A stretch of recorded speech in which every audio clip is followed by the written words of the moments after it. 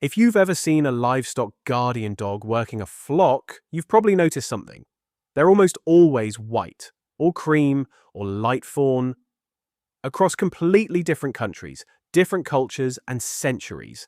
Shepherds on opposite sides of the world landed on the same answer: a big white dog. And that isn't a coincidence. Before we get into the why, let's appreciate how strange this actually is.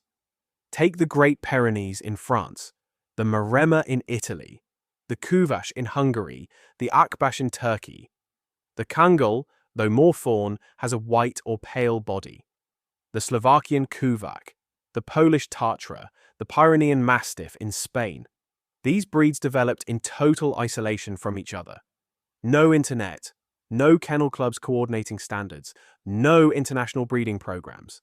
Shepherds in the Carpathian Mountains had no contact with shepherds in the Apennines. Turkish nomads weren't comparing notes with Hungarian farmers. And yet they all arrived at roughly the same place. There has to be a reason.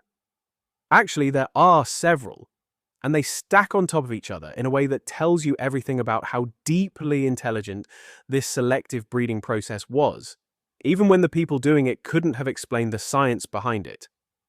The most important reason is predator identification. The primary enemy of a flock across most of Europe and Central Asia for thousands of years was the wolf. And wolves, broadly speaking, are dark: grey, black, brown. They don't look like sheep whatsoever. At night, which is when most predator attacks happen, a shepherd needs to make a split-second call. Is that shape moving at the edge of the flock a dog or a wolf? Do I call it back, or do I let it engage? In poor light at a distance, the difference between a dark-coated dog and a wolf is almost nothing. Shepherds who mistakenly interfered with their dog during an attack, or who mistakenly let a wolf get close thinking it was their dog, paid for that mistake in livestock, sometimes in their own safety. A white dog is immediately distinguishable from a wolf in low light. The shepherd always knows where his dog is. He knows what's a threat and what isn't. But here's the layer most people miss. It wasn't just about the shepherd recognizing the dog. It was about the flock not panicking. Sheep are prey animals. They are wired to react to the presence of a predator-shaped creature. Sudden movement, dark coat, low posture, with immediate flight. A panicking flock at night is a disaster. Animals separated from the group are easy kills. Animals running in the dark break legs, fall down slopes, get lost. A white dog moving through a flock at night doesn't trigger that panic response the same way. The sheep have grown up with this dog. It smells right, it moves in a calm and familiar way, and crucially, it looks more like them than it looks like a wolf. There's evidence that flocks are measurably calmer around white dogs than dark ones, even with unfamiliar dogs. The coat color is doing behavioral work. It's a walking signal that says, to the sheep, I am not a predator. That's a remarkable thing to have bred into an animal without ever understanding the psychology behind it. Now here's the part of the history that's uncomfortable but important. This didn't happen by accident or by gentle preference. It happened through brutal, consistent culling.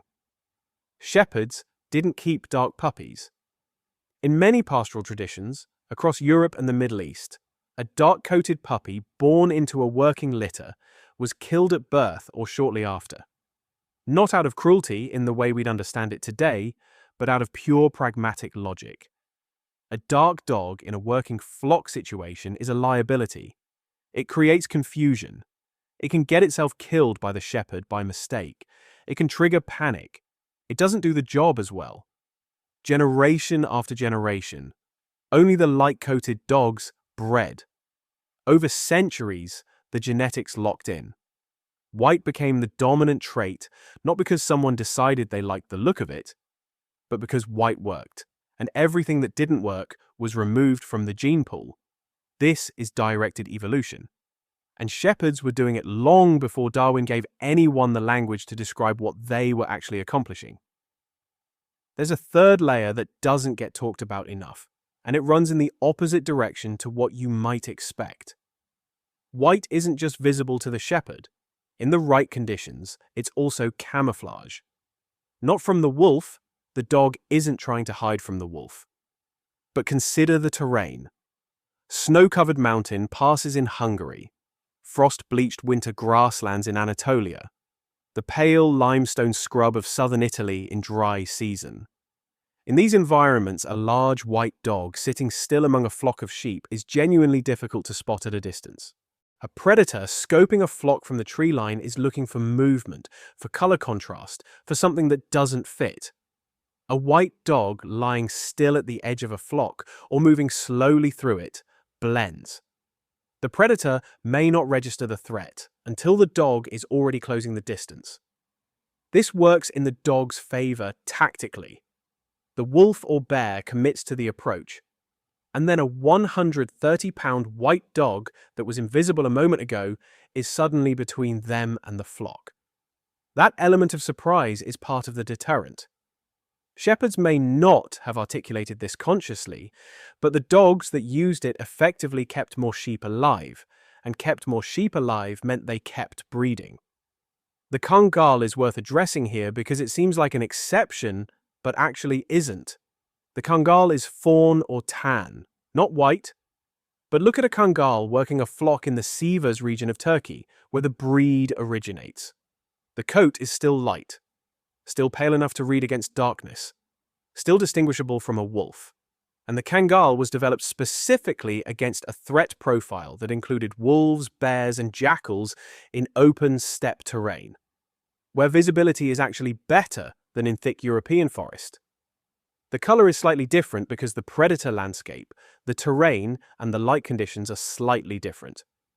But the underlying logic is identical. Same with the Anatolian shepherd, which comes in a broader range of colors but still skews overwhelmingly light. The principle holds. Here's the bigger point that this rabbit hole opens up.